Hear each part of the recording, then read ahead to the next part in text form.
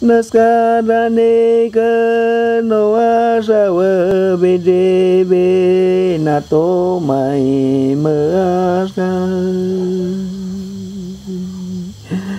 nato mai measa ronke bewae ramakaya botano no ko bewa botano. The Peruvian Amazon, a region richly endowed with biodiversity, minerals, hydrocarbons, and forestry resources.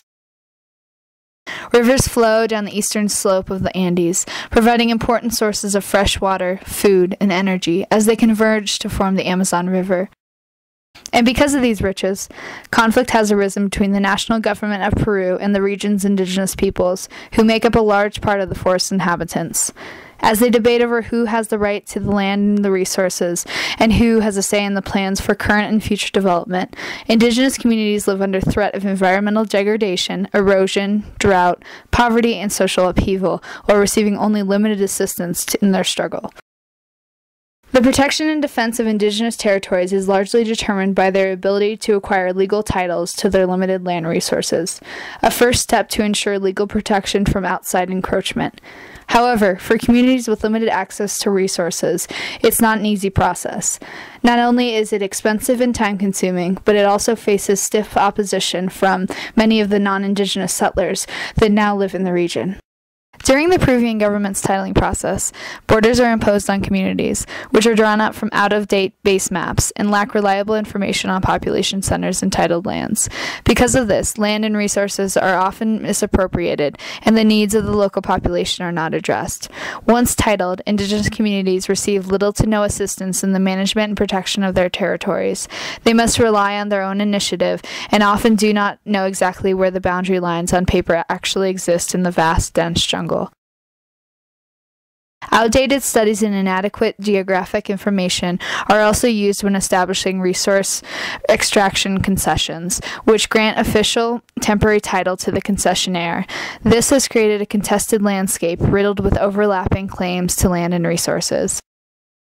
For these reasons, the Shipibo indigenous community, Santa Rosa de Dinamarca, in the Ucayali region, contracted the nonprofit Village Earth, based in Fort Collins, Colorado, and addressed a need for the capability to protect and manage their titled territory at the community-based level.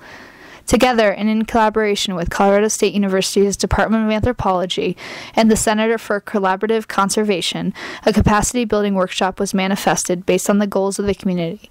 The workshop itself was facilitated by a graduate student, Angie Furman, one representative of Village Earth, and 3 technical specialists. Through a series of meetings, community leaders of Santa Rosa de Dinamarca discussed and formulated itineraries, travel logistics, food and lodging, and workshop goals, which included educating community leaders on the procedures necessary to demarcate their boundaries using maps, compasses, and GPSs, strengthening communication and further collaboration between Shipibo communities, colonists, local, regional, national, and international organizations, and government agencies, and creating action plans for each community centered around demarcation, management, and protection. The community of Santa Rosa de Dinamarca thought it would be beneficial to invite 4 neighboring Shipibo communities to share the opportunity for capacity building. They also decided it was important to invite representatives from the Common Good Institute, the Ministry of Agriculture, the Interethnic Association for the Development of the Peruvian Rainforest, the Ucayali Regional Organization of ADICEP, the Agency for Formalization of Informal Property, and the Ombudsman, all of which have roles in securing rights to indigenous territories and land titling process itself. The workshop itself lasted for 3 days at the end of July in 2010 and was attended by 27 participants representing the 4 communities of Santa Rosa de Dinamarca, Santa Marta, Sol Naciente, and Cayamito. Although all of the governmental and organizational representatives acknowledged our invitations, not a single one of them showed up. The first day of the workshop, the participants spent the morning in the classroom discussing maps, coordinate systems, and the basics of using a GPS. They also discussed how to obtain the territorial maps from the Ministry of Agriculture and the Common Good Institute, which have latitude and longitudinal coordinates for several points along the territorial boundary lines. As an example, this is a map showing the territorial boundaries for the community of Santa Marta. Each coordinate point with an exact latitude and longitude is named. The exact latitude and longitude coordinates for each point are listed in the table in the corner of the map. By having the technical capacity to correctly enter the coordinates into a GPS, the community members are able to use the GPSs to navigate to and between these points. Participants spent the afternoon of the first day of the workshop practicing these navigation techniques to example points throughout the community of Santa Rosa de Dinamarca. After a few hours, the workshop participants were capable of navigating without the help of the technical assistance. The second and third days of the workshop, participants traveled into the rainforest to actual coordinate points along the territory's boundaries. Facilitators also introduced compass technology to complement the GPS navigation, because the thick canopy of the jungle can often distort the GPS signals. Participants ventured through the jungle and located a coordinate point shared by two of the participating communities. Groups of 3 handled the compass navigation, with 2 people operating the compass itself and 1 person standing 10 to 20 meters in the distance along the boundary line. Their role was to move a large marker stick according to the directions of compass operators, ultimately creating the boundary line. The GPS operators walked the line and double-checked for accuracy, while other participants took turns macheting through the dense terrain, creating a path to become the boundary. These paths will later be demarcated with certain types of plants to allow for recognition of the territorial boundary, as fences are impractical, costly, and would be overgrown in a short amount of time. The end of the workshop resulted in 3 major accomplishments and many more lessons learned. First, all of the participants had a chance to operate both the GPS and compass technologies, read maps, locate boundary points, and work on logistical plans for demarcation. Second, they located and marked 3 different coordinate points, 2 of them shared by more than one community, and cut about 2.5 miles of boundary lines in 2 different environments. One section through old-growth forest, the other section through swampy terrain near the Ucayali River, so that practice reflected the actual environmental conditions to be faced when doing the demarcation work.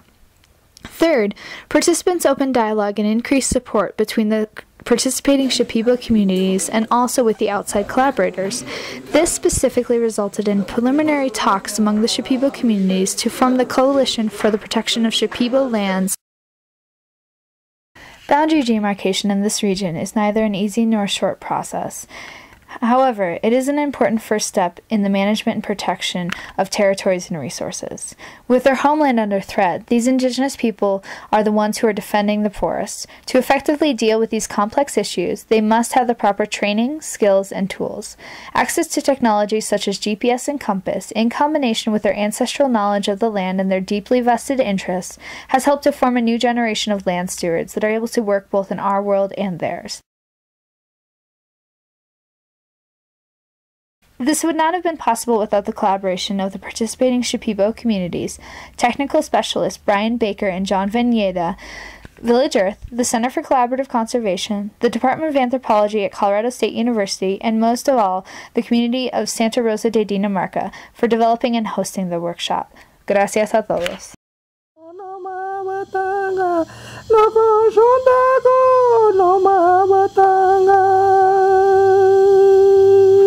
Kaya jamage bawa makaroni na adonge